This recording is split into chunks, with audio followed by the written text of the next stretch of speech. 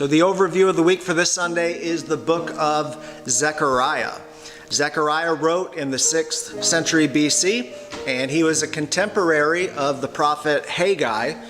So they were ministering after the Jews returned from Babylon. So he had a deep interest in the temple and a desire, like Haggai, a desire to see the temple rebuilt.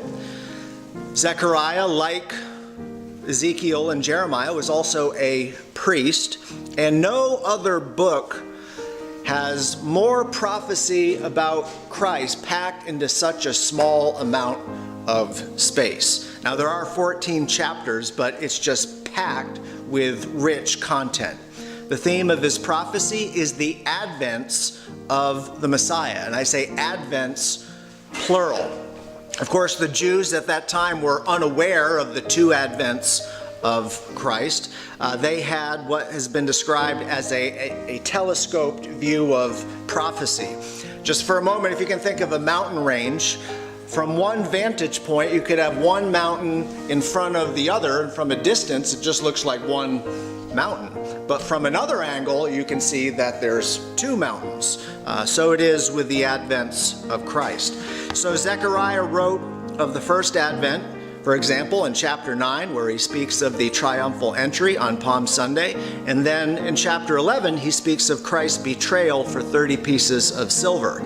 And then the second advent in chapter 12, verse 10, where he speaks of how all Israel will look upon him whom they pierced. But it is in chapter 14 where we see what is perhaps the most striking words of his prophecy, where he tells of the future day of the Lord and how Christ will return at the second advent. And Jesus will return, according to Zechariah, from the same place from which he went up. Jesus will step foot on the Mount of Olives. So I'll close with these words from Zechariah 14. He writes, "Behold, the day of the Lord is coming, and your spoil will be divided in your midst. For I will gather all the nations to battle against Jerusalem. But then the Lord will go forth and fight against those nations as he fights in the day of battle. And in that day, his feet will stand on the Mount of Olives."